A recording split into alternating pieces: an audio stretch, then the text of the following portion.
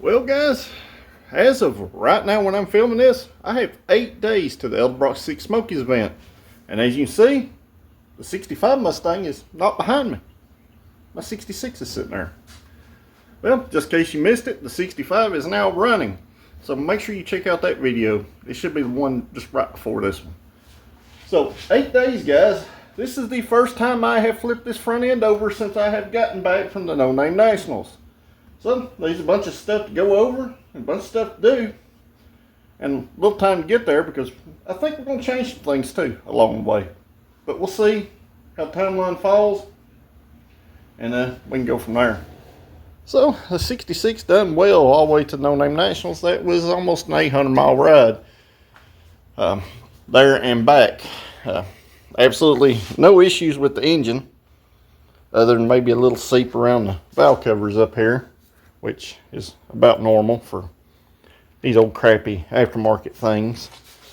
I may throw a set of stock valve covers back on it before the Sick Smokies. Other than that, no major issues. We put an alternator on it up there in Missouri. No issue there. I do need to put some better cooling fans on it than these, or a larger singular fan. It does tend to creep up a little bit on the interstate and get hot. Probably because, you know, all the air is going around the radiator instead of through it. So, either going to have to build a duct or do something with the fan situation. This wheel back here, when I got back, was black with like brake dust. So I need to pull that wheel off and get the drum off and see what we got. The fronts look fine. I can see them through the back side of the wheel over there. And this wheel over here wasn't black. All four of the brakes work. As far as amenities inside that need to be addressed, I need to put some more padding in that seat.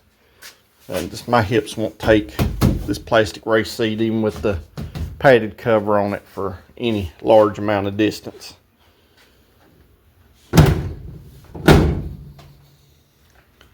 So other than that, guys, everything's went kind of well. So imagine that, a reliable setup that we don't have no problems out of. Yep. You want to know why people swap those into everything? That right there, guys, is why. Cheap, durable, tough, and reliable. Unless you really, really lean on them.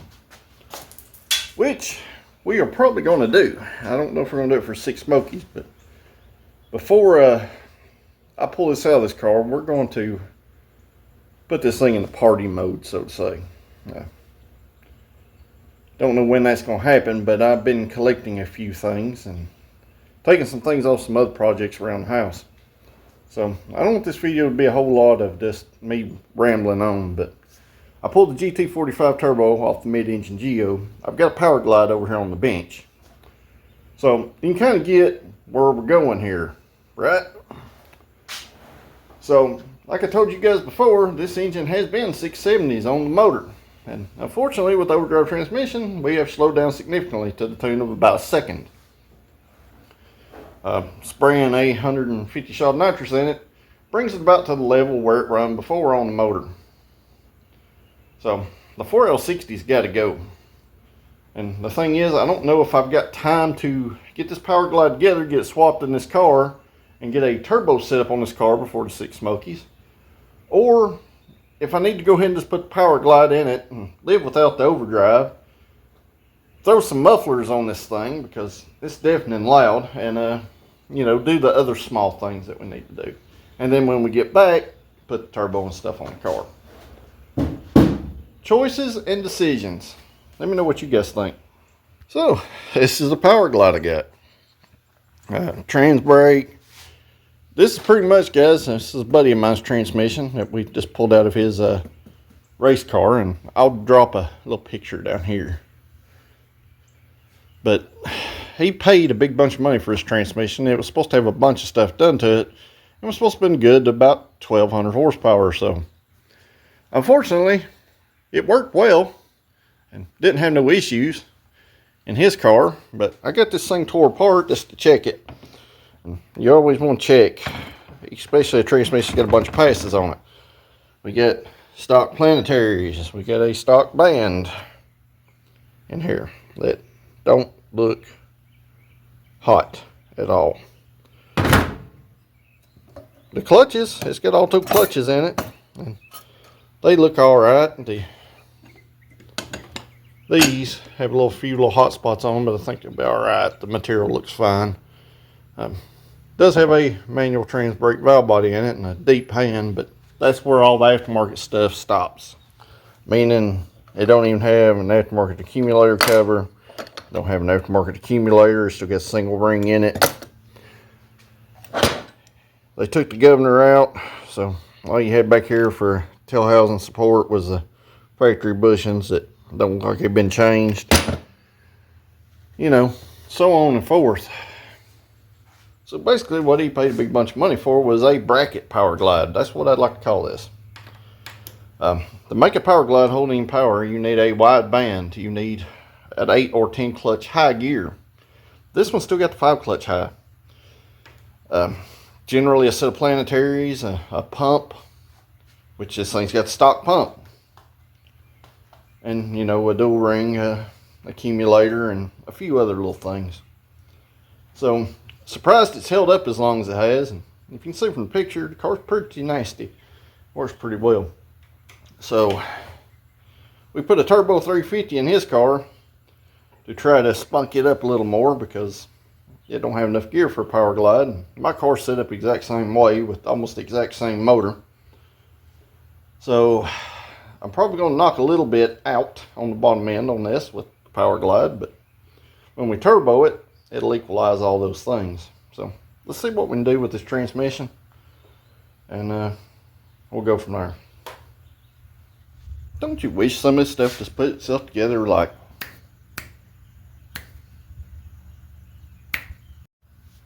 well, that seemed to work. So the power glide is together. So I feel real good about it at this point. Like I said, it's still just a bracket version of one of these transmissions. It's only good about 650 to 700 horsepower. So should do fine at our 66. Yeah, I probably missed a good opportunity to show you guys how to build a power glide. There's another one here. We'll do one later on. We'll do one that will hold some power later on. But I got the 66 on the rack. Got the 70 sitting over here that you can't see because it's all whited out because phone camera, right? Yeah, I guess the only other thing to do is try to get this thing up in the air. I got it on the rack. And see if we can't get the transmission out of this thing. I don't know if it's going to be possible. The bell housing bolts are awful close to the firewall. And I think I might stick a set of stock valve covers back on this thing and get these off here. We'll just have to see how things go. So let's get this thing in there. Well, that might be slightly pushing it with the front end open. And there is space up there, but not very much. Good thing is we don't have to go no higher. Bad thing is if, you know, that front end was about 2 inches longer, we'd done ripped it off the front of this car. So here we are. Looks like I got a little leakage. Transmission got a little warm. Come out of the vent. So not surprising there, especially with our interstate trips. So everything other than that looks alright. Little oil off bottom filter. Like I said, them valve covers seep a little bit, and we might have a rear main starting to seep. I'll have to address that once we get the transmission out of it. Remember me telling you guys that these oil pans were tight? Yeah, it's tight. And this was the evil putting our small block forward in there too, because that front sump of that pan don't step back like this does. And, you know, we had that clearance issues. So probably a good time for me to clean up the bottom of this thing while I'm under here too, and do a little painting and undercoating and a little cleaning, because I still not done that. As you see, that rear floor is still metal over there. So we'll just have to see how things go and what time allows. Unfortunately, I think this is going to probably end up being one of those videos where I just pop in every once in a while. There's lots of noise going on in the neighborhood for whatever reason, you know. I got a bunch of stuff to do and we're running out of time.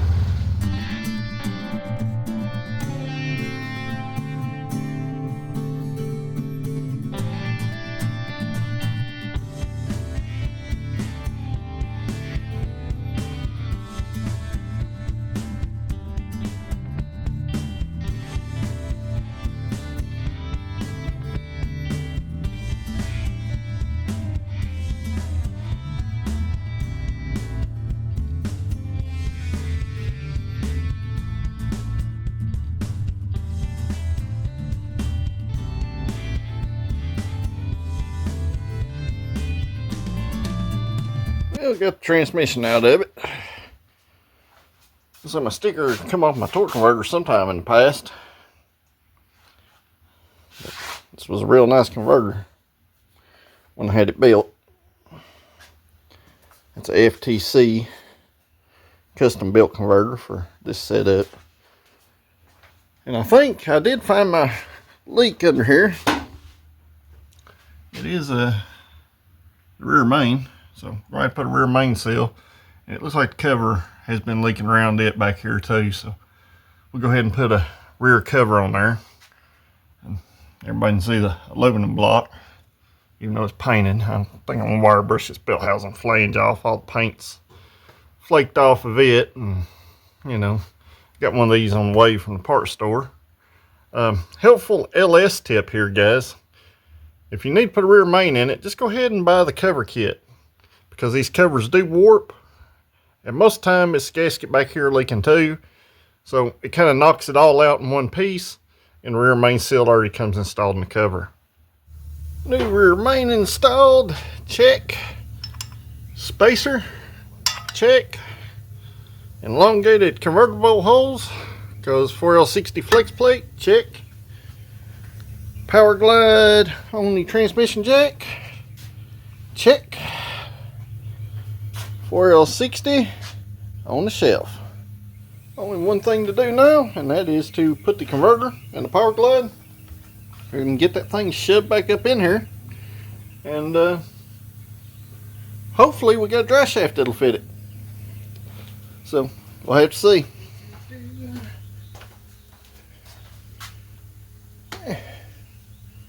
Probably one of my most unfavorite things is putting the torque converter in. So stop some of the fluid out of this thing. We'll dump all of it out, but we'll dump some of it out so it don't make a horrible mess.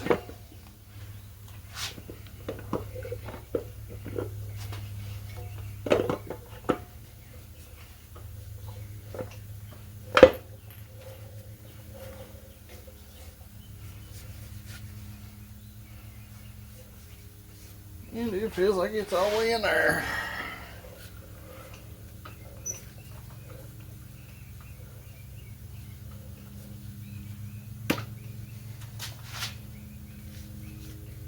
Just about a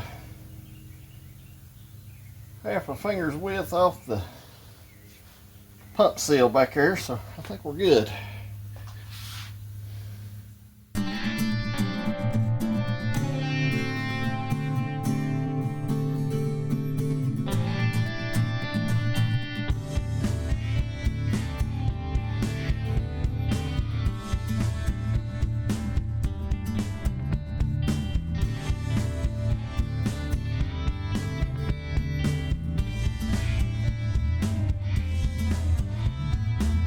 Well, we got a lot better fitment than we had with 4L60. This is where I had the transmission mounted with the 4L60. This is where we're mounted at with the power glide. So where I originally set it up for our forward transmission, the power glide cross member is back in the same position, and the mount is in the middle over here instead of being out on this tab. So we got plenty of clearance around everything, it looks like. And our converter turns freely in here. We're going to have to get some small, like 1/8 inch spacers right here, and some bolts for our flex plate, because the 4L60 stuff won't work. And we got an AN fitting coming off the transmission line. And you know, I hate compression fittings on my other one, so we'll have to do something there. And I was looking at this dry shaft. I got it in there where it's been on that 4L60, and we're yeah, a lot off. So it's time to go dig through dry shafts and see what we can find. I knew there was gonna be quite a few differences swapping to this, but I think it's also the best way to try to get the power that this engine does make back out of it and lose a little weight off of it at the same time. So we're losing like 100 pounds in transmission, and we should be gaining about 100 horsepower worth of power, because the powerglide only uses around 18 horsepower to drive. So hopefully we see some big improvements from doing this. I'm hoping. Well, let's see if this will work. It's got a Chevrolet yoke on it. It's quite a bit longer. Hopefully. Well, that dry shaft worked out kind of ideal. So, about midway's travel is right inside that seal. So, we should be good. Hopefully this old dry shaft's balanced out pretty decent. Looks like somebody's had this one built. Alright guys, so it's the next day. I got the transmission swap wrapped up. Put fluid in it last night. It shifts in drive. Don't know if it shifts in reverse because I had to wire up a trans brake switch, but it did before, so I have no doubts that it will now. So I got the button wired up this morning. I'll flip it around and show you guys that. So like I said, get the trans brake button all wired up, and it does work when there's power to the car. So got that straightened out, got the shifter adjusted. We still have to move the dry shaft safety loop. It's about 12 inches from the front of the U-joint. While it would function perfectly fine there, it you know, so don't make a lot of sense to me, but it's frowned upon if the dry shaft safety loop is more than 6 inches behind the center line of the front U-joint. Don't make a whole lot of sense to me. We're about 12 inches. Generally, guys, other than the front U-joint failure, your dry shaft's not going to break within the first 6 inches of it. It's going to break if you make enough power and the U-joints hold. It is going to twist in the center, which means it's going to break at about midway point, which is, you know, a few feet from the end of the, you know, transmission. So don't make a whole lot of sense to me. Don't make no sense that 6 inches versus 12 inches makes a big of a difference. But this means we're going to drill 8 more holes in the car. But since I was doing wiring on the car this morning, I decided to move a little bit forward and start to address our cooling system issues. I'm not going to say we were running hot, you know, to the no-name nationals, but it was running a little warmer than I wanted it to. When we got stopped in traffic, it was getting up there where I wasn't real happy with it. Never got hot, but it sure did miss a bunch of good opportunities too. So let me flip around. We'll talk about that a little bit, and we'll see what we can do from there. And part of those issues are because of our little bitty 26x19 radiator.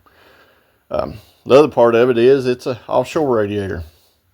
And the main part of it is these two offshore fans right here that just don't move enough air volume to keep the engine cool. So, since we pulled the motor out of the Green Torino, I've got the fan out of the Green Torino and the fan shroud, which will appear to work in a Mustang with a little trim to the shroud, which I hate to cut up, but you know, it's already been modified to fit this SN95 Mustang / T-Bird fan inside of. So I'm going to take the little fans off and put that little dude right there on there, which should be fairly simple other than, you know, connecting 4 wires. So I just got to get these things off here, and without punching a hole in the radiator, of course. So this gives me a good opportunity to show you guys how to get these plastic push tabs out of your radiator without tearing your radiator up. So the first thing I want to do here is I'm going to clip these ground wires off. I'm going to clip the hot wires off. That way the fans are electronically free from our harness. But the easiest way I found, guys, Harbor Freight sells these little plastic razor knives for dirt cheap. And the best way I found is just take one and you can get it behind right here. And you can just come in here. And if it's a sharp one, you can just come in here and saw these things off like that. This one, on the other hand, is not very sharp. But you kind of get the idea of what's going on here. So you're just going to get behind the little button and you're just going to saw away, and that'll allow that fan to come loose instead of trying to fight it off.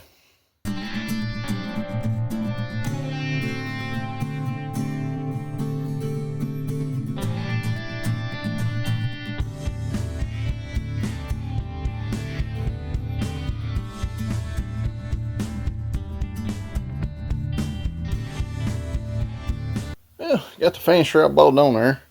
Let's drill some holes in the flange, put some 1/4-inch bolts with lock washers on it, on top and bottom. As you can see, that fan covers much more of the core. It almost covers, 100% of it, from side to side, from top to bottom.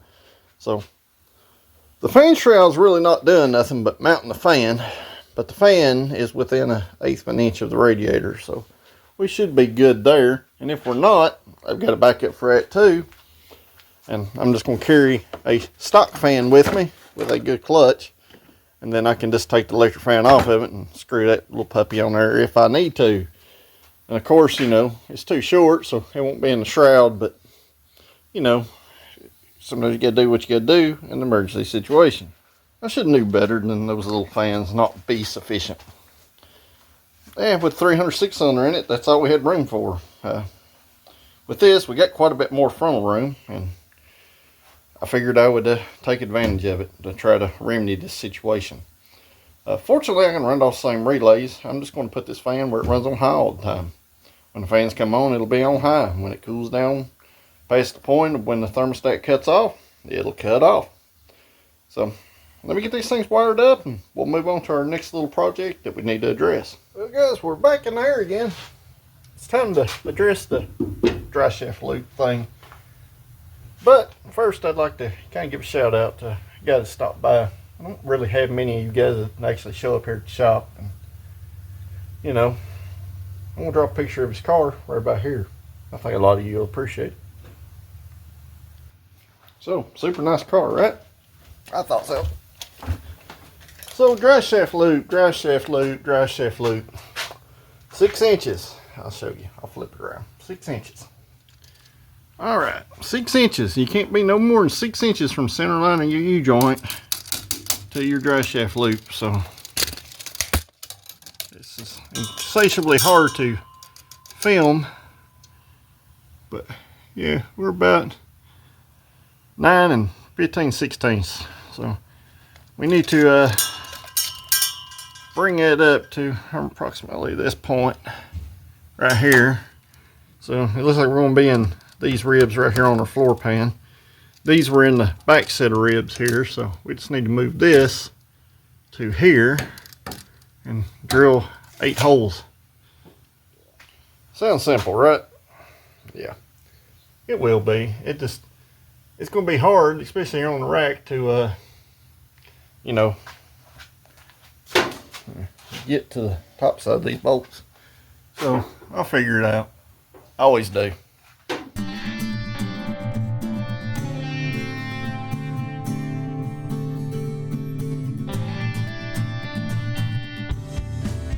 Yeah, dry shaft loop is moved. I just put some urethane seam sealer over the holes for the other. That way if I got to move it back, I can. The holes are already there. I just have to dig the stuff out of them. So, got it bolted in. The floor's on a little bit of an angle there, so we got a little bit of an angle on our loop. But we should still fall well within our minimum of, or maximum of 6 inches. We're about 3 3/4 at the minimum, and about 5 inches at the maximum. So should be good there. What can you do? The floor is angled right there. It falls within their realm of things of being right. And as you say, I got seam still on my finger. Nasty, nasty stuff your thing is. Yep, nasty, nasty. So let's move on to the next thing. And that is to check the rear brakes. Specifically that right rear brake. Because the right rear wheel was black. Left rear one had normal amounts of brake dust on it from a drum brake. Especially, you know, 800 miles worth of pulling a trailer. The right rear, however, had a significantly large amount more. So let's get that wheel off.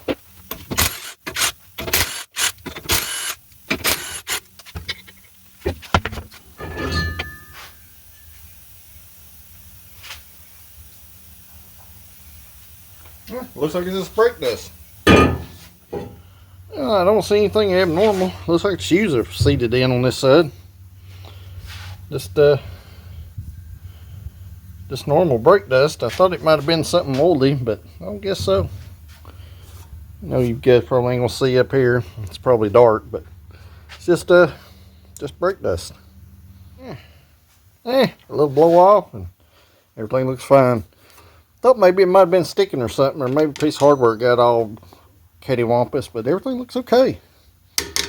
This side was probably just a little tighter than the other side. So I figured I owed myself at least pull the passenger side off too. I mean the driver's side off. Looks like, you know, same thing. They're still seating in over here. The other side's bedded in well. This one not so much. But we do have dust over here, which means this brake is working.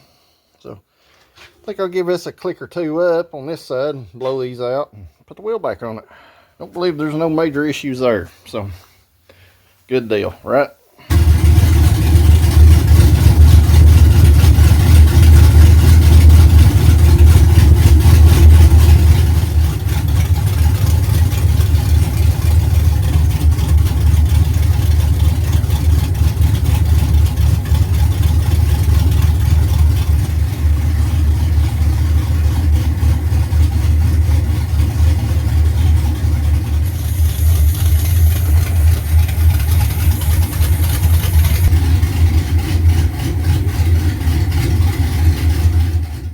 Guys, so the fan works.